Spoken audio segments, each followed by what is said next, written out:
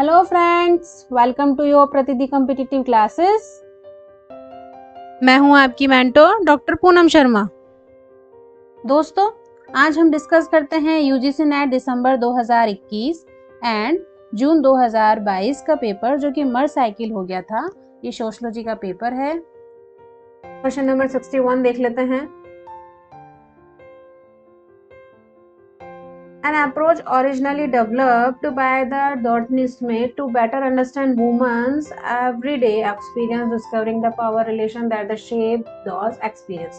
Women's के बारे में बात हो रही है, ठीक है। स्मिथ का विकसित दृष्टिकोण था जिसका उद्देश्य महिलाओं के दिनों दिन अनुभव से जुड़ी हुई अधिकार संबंधी संबंधों को बेहतर ढंग से समझना होता है। पहले क्या करते हैं, केस स्टडी। केस स्टडी एक सिंगल व्यक्ति के ऊपर होती है, सिंगल पर्सन के ऊपर होती है, ठीक है, कि हम व्यक्ति की आत्मकथा लिख रहे हैं, दैट कॉल। कंटेंट एनालिसिस जो होता है वो एक गुणात्मक पद्धति होती है जिसमें कुछ विशेषताओं का वर्गीकरण करके प्रॉपर वे में हम डिस्कस करते हैं, ठीक है, कि इसमें ये गुण है या इसमें ये अवगुण है, ठीक है, यानी गुण के ऊपर हम बात करते हैं।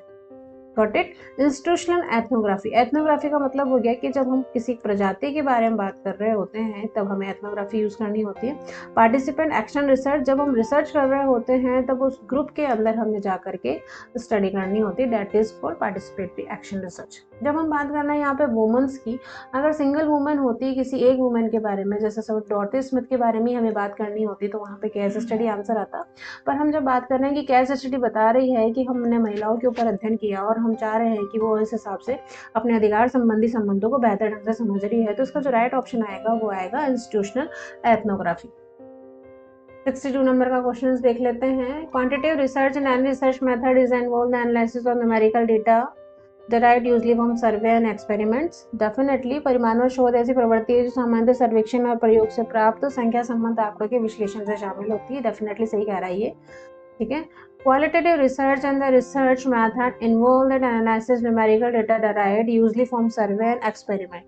ठीक है, देखो, या तो इसे आप क्वांटिटिव कह दो, ठीक है, क्वांटिटी में ऐसा होता है, पर क्वालिटेटिव में इसको क्वालिटीज बताई जाती है कि इसकी क्या क्वालिटीज होगी। जैसे कि आप अवलोकन के बारे में बात करेंगे, आप प्रश्न उसमें अनुसूची के थ्रू, शेड्यूल के थ्रू अपन बात करते हैं तो क्वालिटेटिव रिसर्च की बात होती है, यानी कि ये जो चीजें बताई गई है क्वांटिटेटिव रिसर्च के बारे में बताइए, क्वालिटी के बारे में नहीं बताइए, ठीक है। Interference strategy does not allow research that use data from the relative small group special some level of the certainly about the last group.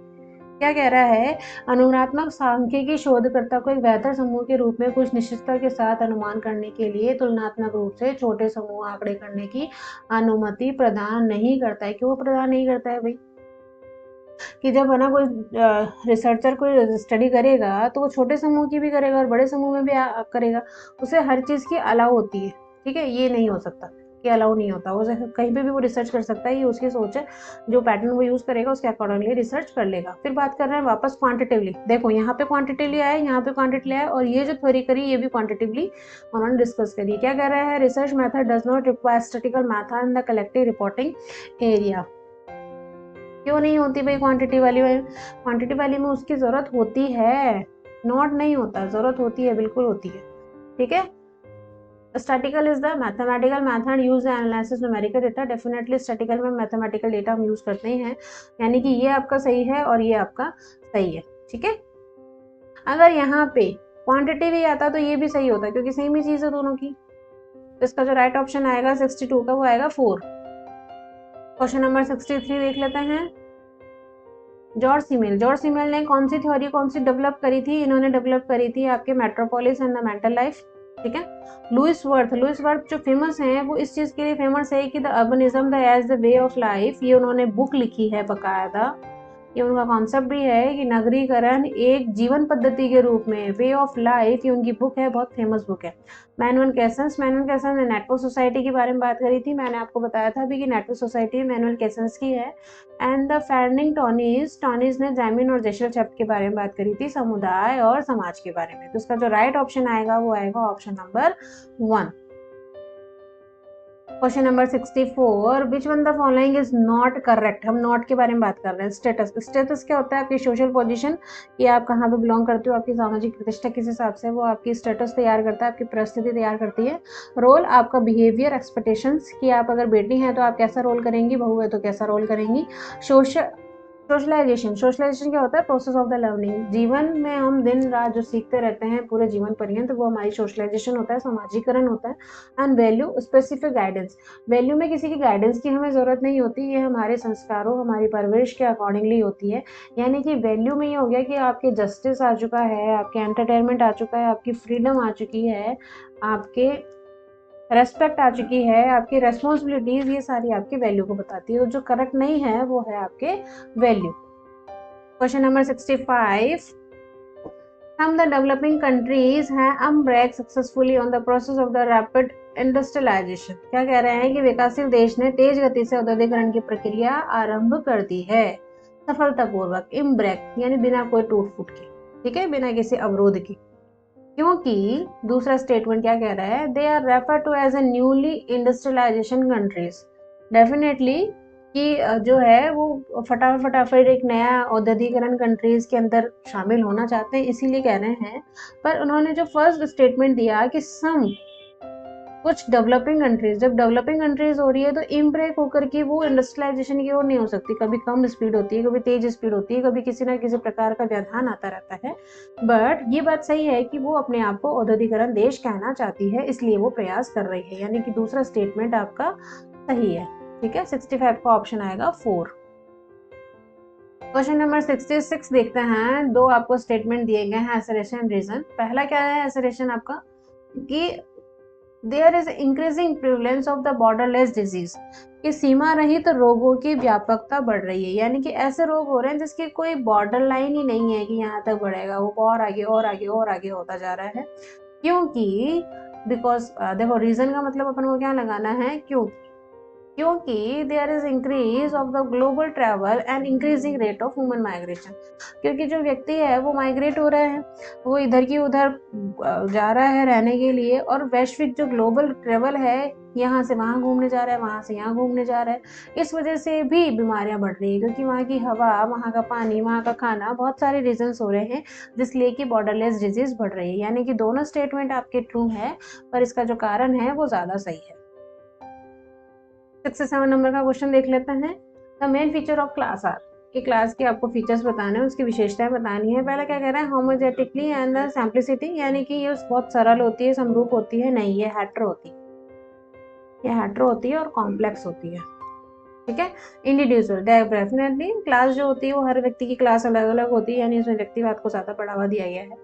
Economic professional, जब भी क्लास की बात करेंगे इकोनॉमी या प्रोफेशनल होती है, कोई ना कोई ग्रुप होता है जो स्पेसिफाई उस ग्रुप को डिफाइन करता है, ठीक है। रैशनैलिटी, रैशनैलिटी का मतलब बौद्धिकवाद, यानी सब अपने दिमाग का यूज करते हैं, प्रोफेशनल का यूज करते हैं, अपने स्वार्थ सिद्धि के लिए काम करते हैं, वही एक क्लास होती है, ठीक है। अगर आप टीचिंग लाइन में हैं तो आप पढ़ा रहे हैं, ये आपकी बुद्धि का प्रयोग हो रहा है। अगर आप लॉयर हैं तो आप ये बुद्धि का प्रयोग हो रहा है, डॉक्टर है, इंजीनियर है, तो वहाँ पे आप बुद्धि कर रहे हैं, ठीक है। ट्रेडिशनलिज्म, ये ट्रेडिशनलिज्म नहीं होती, ये फॉरवर्डर होती है। यानी कि अगर हम क्लास चेंजेबल होती है, अगर हमें जिस काम में हमें ठीक नहीं लग रहा है, जो क्लास हमको सूट नहीं कर रही है, हम उसको चेंज कर सकते हैं, फॉरवर्डर होती है। यानी कि इसका जो राइट ऑप्शन आएगा वो आएगा बी, सी एंड डी, ठीक है। बी एंड सी डी आएगा, इसका ऑप्शन आएगा 2। Question number 68, फिनोमलिज्म। फिनोमलिज्म क्या होता है? घटना विज्ञान, कि हमने जो देखा, हमने जो पाया, हमने हमारे जो पुराने एक्सपीरियंस है उनके अकॉर्डिंगली जो हमने घटना देखी और उसके अकॉर्डिंगली हमने वर्णन कर दिया, दैट इज फिनोमलिज्म। यानी कि only phenomena hence knowledge confirm that science and warranted of as knowledge, ठीक है। तो इसका जो ऑप्शन आएगा वो आएगा ए का 4। अपन यहाँ पे लिखते चलते हैं। फिर बात करते हैं डिडक्टिविज्म। डिडक्टिविज्म का मतलब होता है कि यहाँ से कोई चीज़ अपन स्टडी करी रिसर्च में और यहाँ तक अपन इसको पहुँच गए, यानी कि 0 to अपर लेवल तक अपन पहुँचे हैं। तो क्या कह रहे हैं? The purpose of the theory of the generate hypothesis can be tested, यानी कि जब भी हम रिसर्च करेंगे सबसे पहले हम हाइपोथेसिस क्रिएट करेंगे और उसके बाद लास्ट में जाकर के उसका टेस्ट करेंगे, ठीक है। तो ये आपके डिडक्टिविज्म आ गया है, यानी कि बी का 3। बात करते हैं इंडक्टिव। इंडक्टिव यानी कि लास्ट में हमारे पास कंक्लूजन है, अब हमें बेस लाइन पर आना है, ठीक है। ये आपका बेस लाइन हो गया है। ऐसी स्टडी जो होती है उसको अपन इंडक्टिविज्म कहते हैं, आपकी इंडक्टिव थ्योरी कहते हैं, क्या कह रहे हैं, asset the social phenomena and there meaning the conditionally being the accomplish by the social actor. कहते हैं कि सामाजिक घटनाएं या उनके अर्थ लगातार सामाजिक कारकों द्वारा पूर्ण किए जा सकते हैं। सामाजिक घटनाएं हैं, ये उनके कारक हैं, ये उनके कारण हैं। यहाँ पे सोशल एक्शन हो गया है, यहाँ पे उनके रीजंस हो गए। ठीक है, तो ये आपके इंडक्टिव बी में कन्वर्ट होता है, सी में 2 एंड डी में फर्स्ट। क्या है, कंस्ट्रक्शनिज्म। निमित्तवाद कहते हैं नियमों के आधार प्रदान करने वाले तथ्यों को एकत्रित करके ज्ञान तक पहुंचाया जा रहा है। ठीक है, नॉलेज आ रहा है through the gathering facts and provide basic of law. ठीक है, तो इसका जो राइट ऑप्शन आएगा वो आएगा ऑप्शन नंबर 3। 69 नंबर का question, what are the main feature the right of the person of disability act 2016 कि 2016 का जो डिसेबिलिटी एक्ट था, निःशक्त जन अधिकार अधिनियम, उसकी विशेषता क्या रही है। नंबर डिसेबिलिटीज इंक्रीज फ्रॉम 7 से 21 तक की संख्या में निःशक्त जनाओं में वृद्धि हुई है, डेफिनेटली हुई है। आरक्षण में 3 से 4% बढ़ा दिया है उस चीज को। स्पेशल जो कोर्ट है, handle case related the violence of the right of the person disability set up the each district. प्रत्येक जिले के अंदर आपको न्यायालय की व्यवस्था कर दी गई है। ऑल ऑफ द अबव, इसका जो राइट ऑप्शन आएगा वो आएगा ऑल ऑफ द अबव। ये सारी चीजें सही है। Question number 70, the book pattern of culture is written by. Pattern of culture कौन सी बुक है, जो किसने लिखी है, ये आपके लिखी है रूथ बेनेडिक्ट ने, ये वाली बुक, और ये लिखी गई है 1934 में। ठीक है, बात कर लेते हैं ऑप्शन नंबर फर्स्ट की। फर्स्ट है बी एंडरसन। बी एंडरसन क्या है, ये साइकियाट्रिस्ट है ये। ठीक है, और इनकी जो बुक है वो है इमोशनल लॉन्गेविटी। ये सन 2003 में लिखी गई थी। इवांस प्रिचार्ड जो है, इनकी जो फेमस बुक या जो फेमस कॉन्सेप्ट आता है न्यूर जनजाति के ऊपर आता है, जो कि 1940 के अंदर लिखा गया था। मेलनोव्स्की के बारे में बात करते हैं तो मेलनोव्स्की ने magic religion, science of religion book लिखी थी। ये लिखी थी आपके 1925 में। सबसे बड़ी बात है, ये तीनों जो हैं वो आपके एंथ्रोपोलॉजिस्ट हैं। ठीक है, और फर्स्ट आपका जो है वो साइकियाट्रिस्ट है। ठीक है, pattern of culture Ruth Benedict की है। दोस्तों, अपने स्टडी को कंटिन्यू करते हुए बूस्ट अप कीजिए, सफलता आपकी ही है। डेफिनेटली आप सफल हो जाएंगे। आशा करती हूँ आपको वीडियो पसंद आया होगा। Thanks for watching video. Please like और सब्सक्राइब कर दीजिएगा।